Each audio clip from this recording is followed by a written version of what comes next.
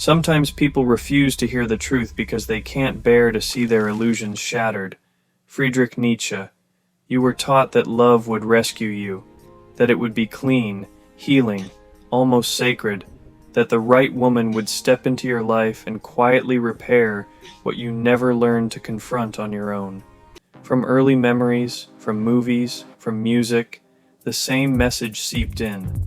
One day someone will arrive and everything will finally fall into place, and you accepted it, not out of stupidity, not out of weakness, but because no one ever handed you the lens to question it. But what if that promise was never real? What if what you've been calling love isn't deliverance at all, but a system? And what if Nietzsche, the thinker so often framed as dangerous or cynical, understood this dynamic long before you ever questioned it? Nietzsche didn't comfort. He dissected. His writing cuts, exposing the myths we cling to for emotional safety. When he examined intimacy, desire, and the bond between men and women, he didn't find romance. He found mechanisms, uncomfortable ones, honest ones, and that honesty still makes people recoil, especially men. Because here's what you're not ready to admit. You don't love her as she is. You love the image of yourself that appears when she looks at you a certain way. You're attached to how she confirms your worth, how her attention reassures you that you matter. But reassurance isn't love, and what you defend as devotion may simply be a polished illusion that keeps you compliant. Historically, women learned to navigate a world where authority wasn't handed to them. They weren't equipped with overt force, so they developed subtle command. When direct control was unavailable, influence became the tool, not out of malice, but out of necessity. Power doesn't disappear when it's denied, it adapts. And this is where modern men still misread the situation. You interpret calculation as kindness. You confuse flexibility with purity. You assume fragility. You assume limitless compassion. You tell yourself her warmth is innocence. It isn't. It's discipline, practiced and sharpened over time. As you reveal your inner world and call it openness, she's absorbing patterns. As you fantasize about destiny, she's assessing proximity. How close is safe? How close is costly? This isn't cruelty. It's instinct. She learned early that awareness without disclosure is advantage. And you were trained to romanticize, to elevate her so high that your own perception shuts down.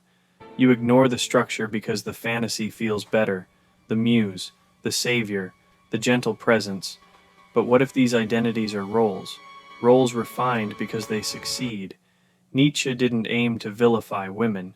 He aimed to dismantle the myths men rely on to avoid self-responsibility. Because the moment you believe her care is motive-free, you begin trading autonomy for reassurance. And she steps into that space not out of hatred, but because she was conditioned to. You aren't cherished. You're being managed. And the most unsettling part is that it comforts you. You enjoy the safety, the admiration, the emotional numbness that shields you from confronting yourself. Because the second you stop asking her to redeem you, you're left alone with what you've been avoiding. And that's far more frightening than loss. Fear is clever. One of its favorite disguises is devotion. You tell yourself your love is pure, your sacrifice voluntary. But look closely. This isn't love. It's negotiation, an unspoken deal. If I give you everything, will you make me whole? You're not searching for companionship, you're searching for relief. And as you expose your longings, she listens, not to the poetry, but to the hunger beneath it. Every confession sketches a psychological map, not to wound you, but to anchor herself where she becomes essential. Nietzsche recognized this pattern. He understood that what we label love often resembles a quiet struggle over emotional territory. Who dictates closeness? Who retreats first? Who concedes last? These aren't sentimental questions, they're structural ones. And here's the reality most people avoid. The less you need, the more power you hold.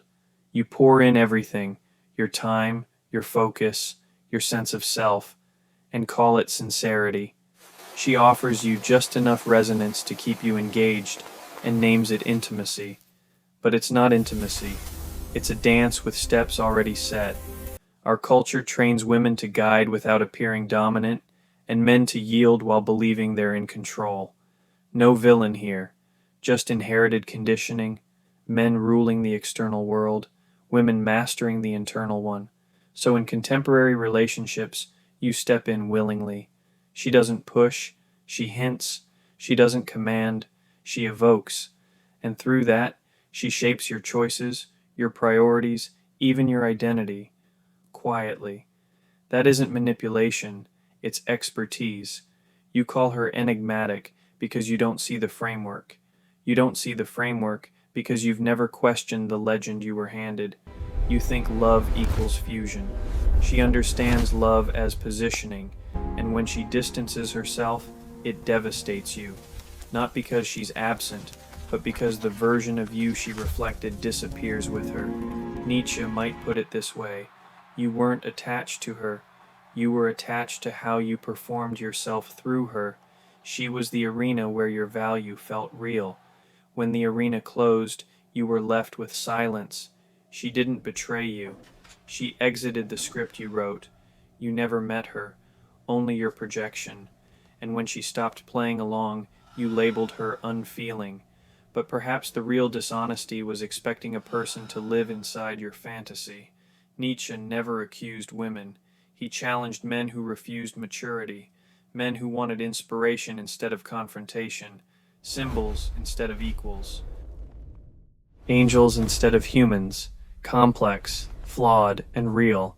If you're willing to stop accusing her, you might finally examine yourself, not with self-loathing, but with precision. And from that clarity, something new can emerge. Not the collapse of love, but its evolution. You were taught that self-sacrifice is virtue, that a good man gives endlessly. But what if that generosity masks dependence? What if behind the grand gestures lives a quiet panic? If I hold back, I'll be abandoned. So you give more, bend further, shrink yourself into what you think is desirable. Not out of love, but out of fear. That isn't bravery. It's submission wearing romantic language.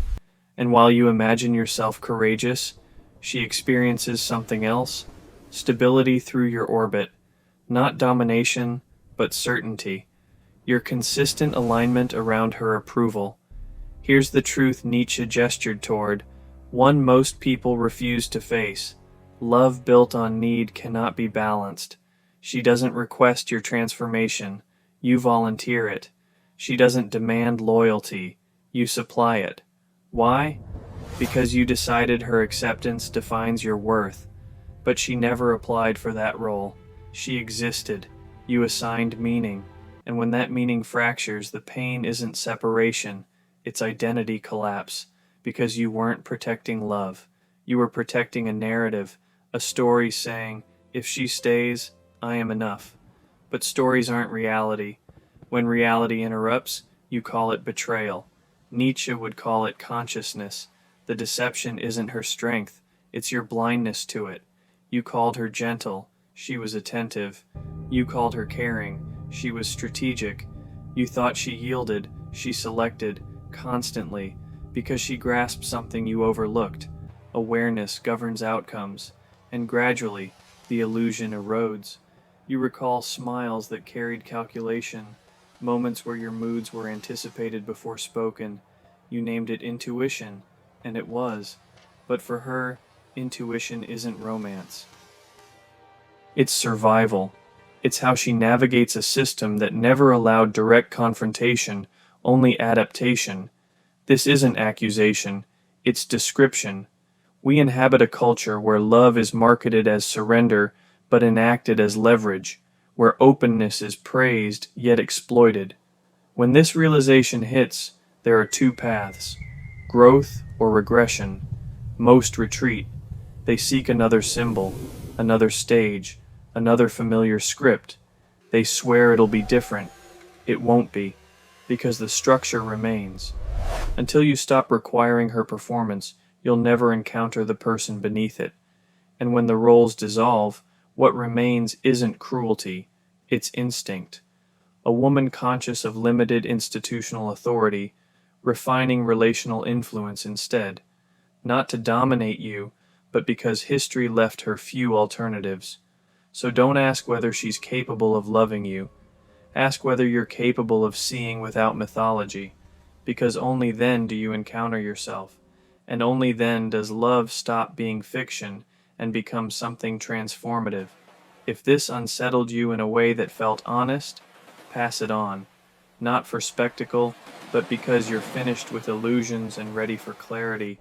And if it shifted something inside you, help it reach someone else who might be standing at the same threshold.